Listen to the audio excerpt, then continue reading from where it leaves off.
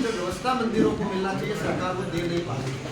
कहीं न कहीं सभी मंदिरों के जीर्णोद्धार के लिए, सभी मंदिरों के उत्थान के लिए सरकार को एक कानून बनाना चाहिए। और यही उद्देश्य मेरा है कि आप सब और हम सब मिलकर के हमारे पुरातन जो धरोहर है, हमारी जो संस्कृति है, हमारे जो इतिहास के जितने मंदिर हैं उन मंदिरों का उद्धार कैसे हो सकता है, क्योंकि भारत मंदिरों का देश रहा है।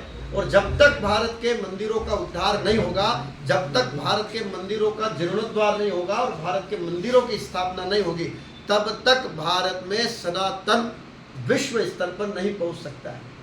मैं 2 वर्ष का अखंड यज्ञ करके ये सिद्ध करना चाहता था कि आखिर हजारों वर्ष पहले जो हमारी वैदिक परंपरा में यज्ञ होते थे वो किस कारण से होते थे। बार बार यज्ञ के बारे में थ्योरी दी गई, बार बार कम्युनिस्ट विचारधारा के द्वारा ये कहा गया कि यज्ञ एक बेकार चीज़ है, यज्ञ अच्छी चीज़ नहीं है, ऐसा कई प्रकार के तर्क दिए जाते थे। लेकिन वैज्ञानिक सिद्धता और आध्यात्मिक सिद्धता के अनुसार ये सिद्ध कर सकते हम कि जहाँ यज्ञ होगा वहाँ समस्त प्रकार के सुख शांति के साथ में रोग से मुक्ति होगी, सर्व कार्य सिद्ध होगी।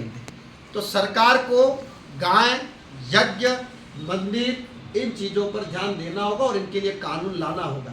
सर्वप्रथम तो मैं केंद्र सरकार से ये मांग करूंगा कि वो एक पत्रकार आयोग की स्थापना करें, जिसमें जो पत्रकार हैं, देश के जितने पत्रकार बंधु हैं, वो अपने विचार और साधु संतों के विचार और देश के पीड़ाओं को, देश की समस्याओं को वो सुनते हैं, समझते हैं, एक दूसरे तक फैलाते हैं। तो उनके लिए अभी तक सरकार की तरफ से ऐसा कोई कड़ा कदम नहीं उठाया गया है। पत्रकार आयोग की स्थापना होना चाहिए, पत्रकारों को अधिकार मिलना चाहिए, उनका जीवन बीमा होना चाहिए, उनके परिवार के लिए कुछ न कुछ योजनाएं सरकार को चलाना चाहिए। दूसरी बात, आज सनातन का युग है, सनातन का दौर है और हम सब सनातन के युग में जी रहे हैं। जल्द से जल्द केंद्र सरकार सनातन आयोग की स्थापना करे और हर राष्ट्र का एक धर्म होता है। जैसा कि सऊदी अरब के देशों में कानून है कि यदि वहाँ के धर्म के बारे में कोई खिलाफ बोलता है तो वहाँ धर्म के खिलाफ बोलना कानूनन अपराध माना गया है, सजाएं मौत भी दी जाती है। कुछ देशों का ये कानून है कि वहाँ के धर्म के बारे में, क्योंकि वो वहाँ का राष्ट्रीय धर्म है। तो भारत का राष्ट्रीय धर्म जो है वो सनातन धर्म है और सनातन धर्म के खिलाफ में यदि भारत में अगर कोई बोलता है तो उसके खिलाफ कड़ा कानून होना चाहिए। ऐसा कानून हो कि उसकी भारतीय नागरिकता रद्द की जाए और उसको देश निकाला दिया जाए। ऐसा कड़ा कानून भारत के अंदर सनातन को लेकर के चाहिए। दूसरी बात कि आज जो भारत की शिक्षा है, सारी की सारी शिक्षा विदेशी परंपराओं पर आधारित है, इसलिए वो शिक्षा सनातन आधारित हो। शिक्षा के अंदर जितने आज आंगनवाड़ियाँ चल रही है, जितने आज देश के अंदर स्कूल चल रहे हैं, लगभग मैं ये मानता हूँ कि आज शिक्षा का व्यवसायीकरण हो रहा है, शिक्षा का व्यापारीकरण हो रहा है। शिक्षा के नाम पर बड़े बड़े ठेके और बड़े बड़े ठेकेदार हैं।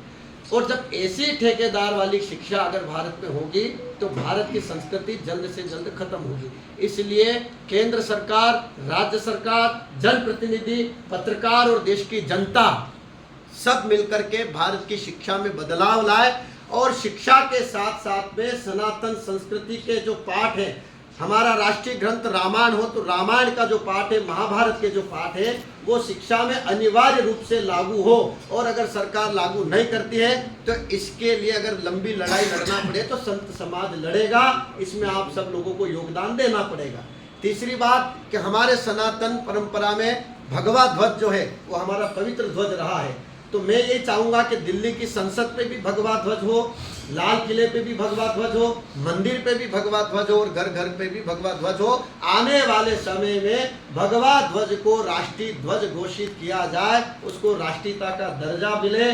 पूरे भारत का उत्थान तभी हो सकता है, विश्व का उत्थान तभी हो सकता है कि हम सनातन पद्धति, सनातन संस्कृति, सनातन शिक्षा और सनातन व्यवस्था को राजनीतिक तौर पे भी लागू करें, शिक्षा में भी लागू करें और लोगों के रहन सहन में भी लागू करें। आज अंग्रेजी का दौर देश में बढ़ता जा रहा है, हम हर तरफ देख रहे हैं इंग्लिश मीडियम का स्कूल, अंग्रेजी माध्यम, लेकिन हर देश की अपनी एक मातृभाषा होती है, तो कहीं न कहीं हिंदी को अनिवार्य होना चाहिए। आज आप देखिए कि कोर्ट के अंदर वकील और मजिस्ट्रेट इंग्लिश में बात करते हैं, तो फरियादी अपनी सिद्धता ही नहीं साबित कर सकता है कि क्या है क्या नहीं है। इसलिए अनिवार्य रूप से हिंदी इतनी अनिवार्य हो जाना चाहिए कि चाहे स्कूल हो, चाहे डॉक्टर हो, चाहे इंजीनियर हो, चाहे न्यायपालिका हो, चाहे कार्यपालिका हो, हर तरह से भारत की मातृभाषा को लागू करना अनिवार्य है।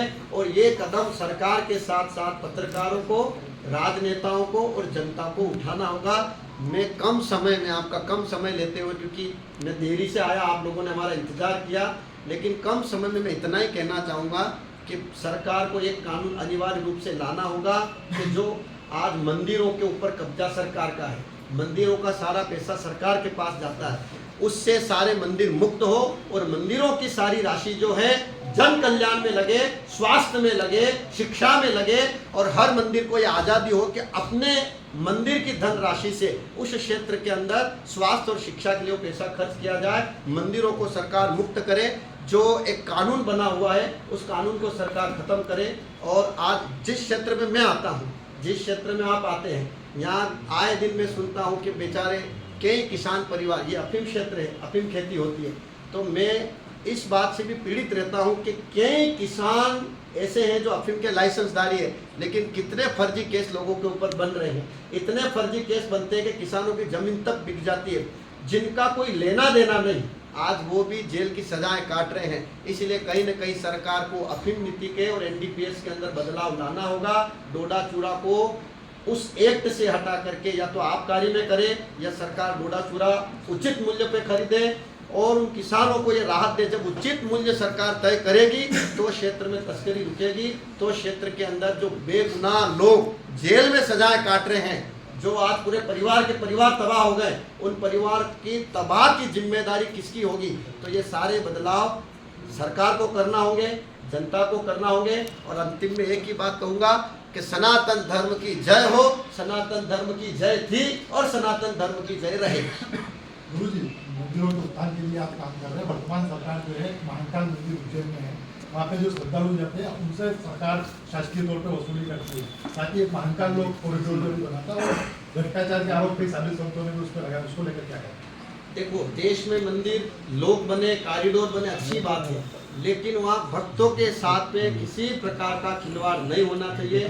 भक्तों के द्वारा जो राशि जाती है वो वहाँ के केवल और केवल विकास के लिए खर्च होना चाहिए। और सबसे बड़ी बात, आज मंदिरों में जो वीआईपी कल्चर है कि बेचारे गरीब मजदूर, जो गरीब वर्ग के लोग हैं, आम जनता भीड़ में खड़े रह करके दर्शन करती है, सुबह से खड़ी होती है, शाम हो जाती है, और बड़े बड़े धनपति, बड़े बड़े वीआईपी जाते हैं। मैंने देखा है वीआईपी लोगों को पिछले गेट से ला करके दर्शन कराया जाता है। क्या ये सनातन धर्म में उचित है? क्या ये सनातन धर्म का न्याय है? सबको बराबर का अधिकार ईश्वर सबके लिए है, मंदिर सबके लिए है, इसलिए वीआईपी कल्चर पे सरकार को रोक लगाना चाहिए और सबको एक समान श्रेणी में लाना चाहिए। मेरा आपसे प्रश्न है कि जिस तरीके से मंदिरों का निर्माण होता है, सीताओं की अगर बात की जाए, सीतापुर नगर की आराध्य देवी मोड़ी माता जी, ठीक है, उसमें कई भ्रष्टाचार और कई अनियमितता है। तो ऐसे कई मंदिर हैं जहाँ पर जो ठेकेदार जो है अनियमितताएं करते हैं, मगर हिंदू राष्ट्र की आप बात कर रहे हैं, वहीं के हिंदू समाज के लोग उस आवाज़ को उठाते नहीं है। इस पर जो हिंदू समाज, जो सनातनी लोग सनातन मंदिरों के लिए नहीं बोलते हैं, सनातन धर्म के लिए नहीं बोलते हैं, मैं उनको हिंदू नहीं मानता हूं और उन लोगों को भारत छोड़ देना चाहिए या उनको धर्म परिवर्तन कर लेना चाहिए। वो सनातनी नहीं है, वो हिंदू नहीं है। जो अपनी संस्कृति के लिए नहीं बोलेगा, अपने धर्म के लिए नहीं बोलेगा, उसको आप मानिएगा नहीं कि वो अपने धर्म का हो सकता है। हो सकता है कल को वो आतंकवाद फैलाए, हो सकता है वो धर्म के लिए खतरा पैदा करे। रही बात सीतामऊ, छोटी काशी के नाम से जाना जाता है। यहाँ कोटेश्वर महादेव है, वहाँ भी मैंने दर्शन किए, मैंने मोड़ी माता के भी दर्शन किए। और शायद यहाँ एक कोई पुस्तकालय है, लाइब्रेरी है, जिसका नाम बहुत बड़े स्तर पे है।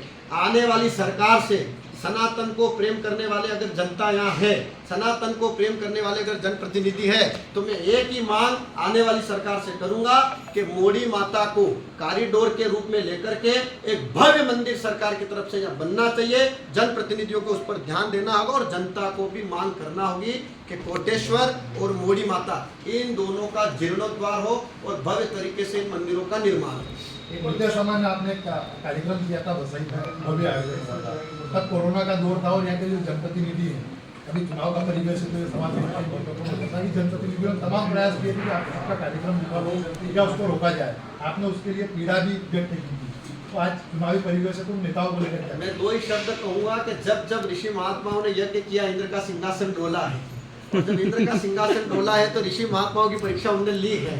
तो जब जब साधु सत्ता, ऋषि सत्ता तप बल को बढ़ाती है, तब राज सत्ता कहीं ना कहीं डामाडोल होती है। उनको ये लगता है कि ऐसा ना हो कि साधु महात्मा हमारी कुर्सी पर आकर के बैठ जाए, तो वो सब तरह के रंग बताते हैं। देखिए, एक और प्रश्न है कि मंदसौर की शिवना नदी है, शुद्धिकरण के लिए करोड़ों रुपए आते हैं, पर आज भी उसकी यथावत स्थिति ऐसी बनी हुई है।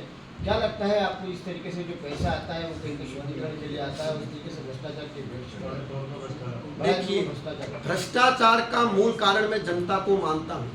इस कारण से मानता हूँ कि मंदसौर की जो जनता है वो सोई हुई है। जब वो जागना ही नहीं चाहती है, वो मांग करना ही नहीं चाहते, अगर पूरा मंदसौर एक तरफा होकर के खड़ा हो जाए और उग्र आंदोलन कर दे, सड़कें जाम करके बैठ जाए कि अगर शिवना शुद्ध नहीं हुई तो हम सब सफाया कर देंगे, तो मैं कहता हूँ 24 घंटे में